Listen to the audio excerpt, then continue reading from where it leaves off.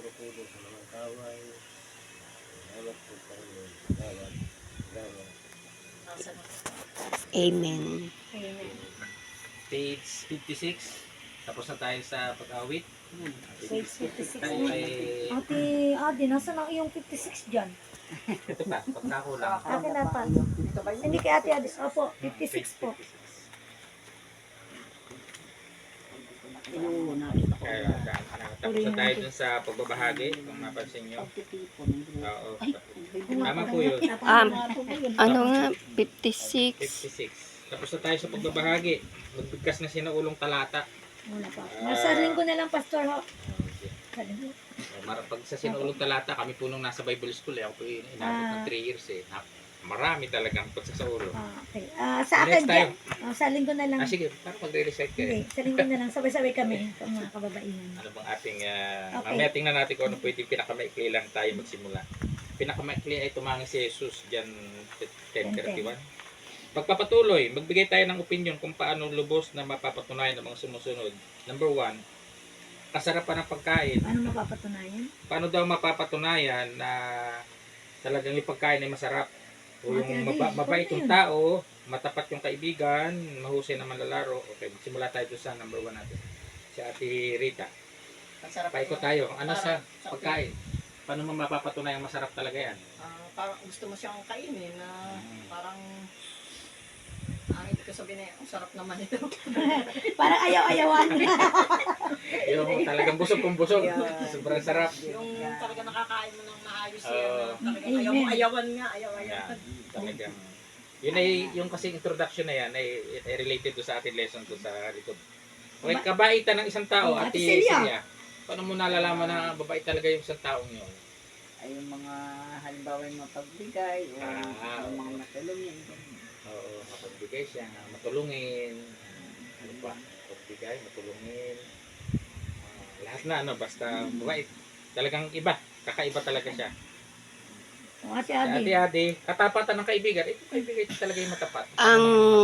Ang masasabi ko sa katapatan ng isang kaibigan, yung kasama mo siya sa hirap at ginhawa, Amen.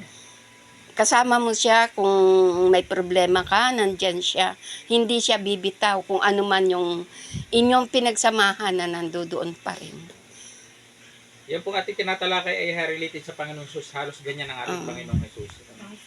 Kausayan ng malalaro, Ate Ate Alice, kung saan Alice. malalaro? Ano daw opinion mo? Paano mo malalamang mahusay? Laging Paano ka napapasigaw pag magaling ang malalaro? Paano malalamang siya eh? Nakakashoot sa basketball. Pag basketball. Oo. Oo. Okay. Pero malalaman mo mahusay siya. Basta alam mo mahusay siya eh. Pagka alam mo yun. Si Kuya Tudy, kagandahan ng awit. Paano mo malalaman ganito talaga ng Lalo awit? na palaklakat natin ng mga tao. Yeah. Oo. Ginapiyo, napapatindig. talagang mapapalimpong. Oo, palakpakan. Kasi pa yung ganda ng boses. Ano nga ba ito? Ay, sa bubong alak na pa. Okay. Ito po ay prayer meeting namin Okay. every Sunday. Tunay na pagsisisi ate, balik ulit tayo sa inyo. Yung sa tunay na pagsisisi ay yung hindi nga yung kasi ako, iba yung basta pag kasi ako yung nagsisi ng parang talaga natuluhan-luha ako. Ayun, tululuha Bukas talaga. ako, yung ramdam na ramdam ko. Walang sipon. Tapos nagsisikip sa natin. Hindi siya may luha at sipon. Talagang gusto Oo, ko. yan. Parang gayon ako eh. Yung talaga napapatagal-luha Iyak. ko ako nagsisi nung... Oo, tunay na pagsisisi talaga naiiyak. Si Mami, Ano yan? yung tunay na gamot. Tunay na gamot. Bisa ng isang gamot. Doon sa bisa ng isang gamot, parang biogesic yan. Yung tiwala ba? Alam natin na Gagaling ka. gagaling ka. Yun ang bisa ng isang gamot. Parang ano din, parang gusto nga pa natin yung pag sinabing bisa ng isang gamot, kahit na yung gamot na yun ay generic, Pinaniwala oh yes, nandun yung bisa ng gamot. Ano po, kahit yun ay generic, basta tiwala ka ba Ate Alice? Kahit pa sabing din ay nilagang bayabas, at tiwala ka eh. Gagaling ka. Ito generic, basta papaniwala ako nakakaigura pa. Amen. Oo, Ganun ako eh.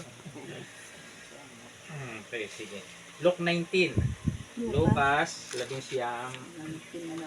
Ito po, page 54 po. Meron ako dito. Para hindi na kayo magbasa. Page 54. Para hindi na magbasa ng Sinulat na. Pero kung wala kayong Bible, ito, pero kung may Bible kayo, ay dito sa page. Ayun na po. Oh, Lucas Ate 19. Adi, yan, very good si Ate Adi. Ate Celia, ikaw ba? Hindi ko na makita eh. Ay, no. Page, Kuya Julie, Ako rin, 54 hindi po. ko kita. 54. Patras. Kita ko lang Sa na may ating nakabuhos. lesson. Hindi ko makita. Iatras mo lang sa likod.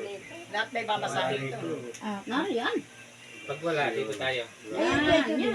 Ayan yan. Hindi ko naman mahala. Ito po yun, Lucas 19. Gawa Sinulat sa na. 50. Ano, Kuya Julie? Sagot mo na yan. Kuya Julie, basa. Yan, sige, Kuya Tuli. Lucas 19:23.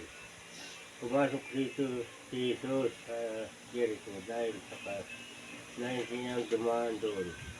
May isang lalaki roon na ang pangalan niya Sergio. Siya ay may kayaman at isa sa mga sinuno ng mga taga-tingil na Diyos. Gusto niya makita at makilala si Jesus.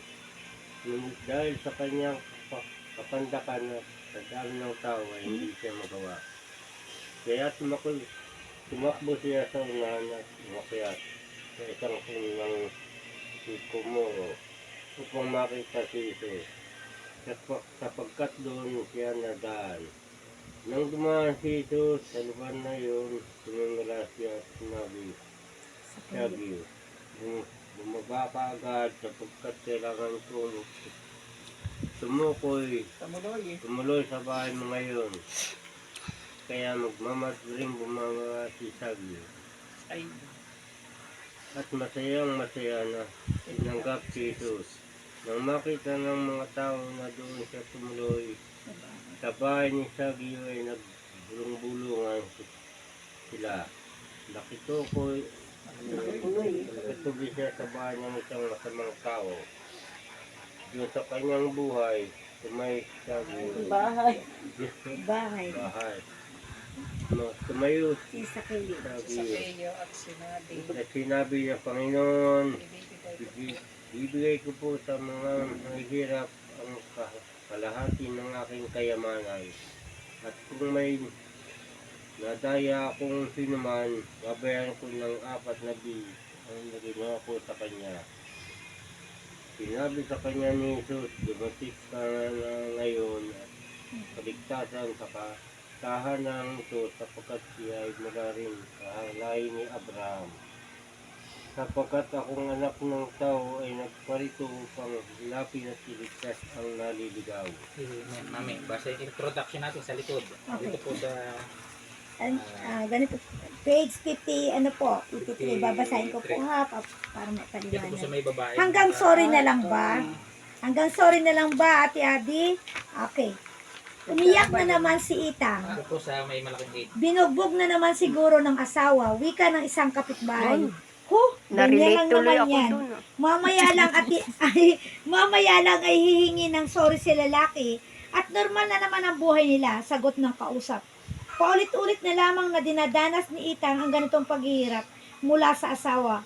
Kahit mga iilang gamit nila sa bahay ay pinaghirapan nilang ipundar ay hindi nakaligtas sa kanyang asawa kapag nagagalit ito. Humihingi nga siya ng sorry at nangangakong hindi na uulitin. Ngunit ito pa rin ang kanyang ginagawa pagkalipas lamang ng ilang araw. Kailan pa ba magbabago ang asawa ko? Kailan pa kaya niya tututuhanin ang pagsasabi ng sorry? Tanong. Ano ba ang tunay na pagsisisi? Tanong pangalawa. Ano ang bunga ng tunay na pagsisisi? Talagang may pagsisisi. Ano? Page 55. Balik ulit tayo sa kabilang page. Doon sa may kamay. Ating sasagutin ang mga tanong na nariyan din ang sagot. At ilang elaborate ng kaunti, paliwanag, dagdag. Kung dadagdagan natin, didagdagan natin. At pagtutulungan natin sagutin ang mga sumusunod. Page 55. Okay. Tanong number 1 natin ay para kay Ate Tigigisa lagi. Ang ginagawa ko, tigigisa lagi tayo sa bawat tanong para lahat tayo nakapag-contribute ng mga sagot o mga answer natin. Kay Ate Rita, ano ang hinangaan mo kay Sakeo? Number 1, ang kanyang pagiging mayaman. Number 2, pagiging maliksi. Number 3, palaging handa. Number 4 ay ang kanyang pagbabago ng puso. Alin ang pinakamalapit na sagot?